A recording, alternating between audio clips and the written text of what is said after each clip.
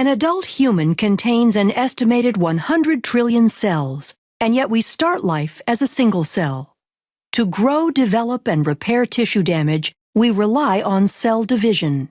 In eukaryotic cells, this process is accomplished by a series of well-orchestrated steps called mitosis. Every day our bodies must produce millions of skin cells to replace those lost through normal activity. Each of these cells must have a complete complement of the genetic material. Prior to cell division, where the cell divides into two identical cells, the DNA needs to be replicated so that each daughter cell receives an exact copy. Following DNA replication, the chromosomes condense in the nucleus of the cell. DNA condenses by wrapping around cores of histone proteins, forming nucleosomes. This beads-on-a-string structure is called chromatin. As a cell prepares to divide, chromatin coils up further, shortening and condensing the chromosome. The replicated chromosomes are called sister chromatids. The replication of DNA and the formation of sister chromatids is one part of the entire cell cycle. To prepare for cell division, the cell goes through interphase, which can be divided into three distinct phases. During G1 or Gap1 phase, all the organelles and cytoplasmic components, including the centrioles in animal cells, replicate.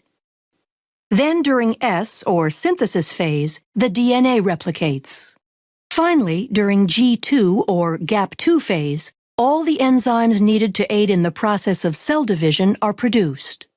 Most eukaryotic cells spend a great deal of time in interphase, and a very short period of time actually dividing, a process called mitosis. The cell is now ready to go through mitosis, which consists of prophase, metaphase, anaphase, and telophase. During prophase, the chromosomes condense and become visible, appearing as two sister chromatids held together at the centromere. The cytoskeleton disassembles as the spindle begins to form. In animal cells, centrioles play an important role in the distribution of the chromosomes in the dividing cell. The centrioles migrate to opposite poles, establishing a bridge of microtubules called the spindle apparatus, and the nuclear envelope breaks down. Towards the end of prophase, chromosomes attach, by proteins in their centromeres called kinetochores, to microtubules from each pole, moving the chromosomes toward the equator of the cell. During metaphase, all chromosomes are aligned at the equator of the cell, called the metaphase plate. Anaphase begins with the degradation of proteins that hold sister chromatids together, freeing individual chromosomes. The free chromosomes are then pulled by their kinetochores to opposite poles. At telophase, a cleavage furrow forms in the center of the cell. This indentation is made from a constricting belt of actin filaments surrounding the inside of the cell's circumference. Chromosomes cluster at opposite poles and begin decondensing as the nuclear envelope reforms around them. The spindle apparatus disassembles as the microtubules are broken down into tubulin monomers that can be used to form the cytoskeleton of the daughter cells. In animal cells, cytokinesis completes cell division by extending the cleavage furrow to completely separate the newly formed daughter cells. Since plant cell walls cannot be constricted by actin fibers, vesicles form an expanding membrane partition called the cell plate. Like animal cells, plant cells use cytokinesis to finish the division of the contents of the cytoplasm between the two identical daughter cells.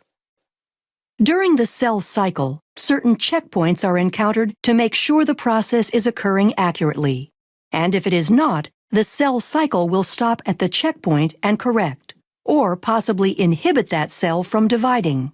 The first checkpoint is the G1S checkpoint, and is considered the primary point at which the cell cycle continues or stops. External signals and growth factors can influence the cell cycle and affect the progress at or before this critical checkpoint. The G2M checkpoint allows cells that have successfully completed all 3 phases of interphase to begin mitosis. The last checkpoint is the spindle checkpoint, ensuring that all chromosomes have attached to the spindle in preparation for anaphase. Growth factors, the size of the cell, and the nutritional state of the cell are all contributing factors in cell cycle regulation, ensuring that only certain cells divide at appropriate times. Once all the checkpoints in interphase are cleared, mitosis can occur. From interphase to cytokinesis, the entire process of cell division can take on average 10 to 20 hours in a typical plant or animal cell. Depending on the nature and use of the cell, the process can happen at different frequencies as well. In humans, our skin cells have a high turnover rate due to wear and tear and go through mitosis very frequently, whereas other cells, such as adult neurons and muscle cells, rarely divide.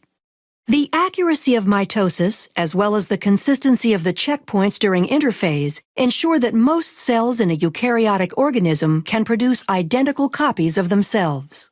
This process allows for growth and repair to prolong overall physiology as well as life itself.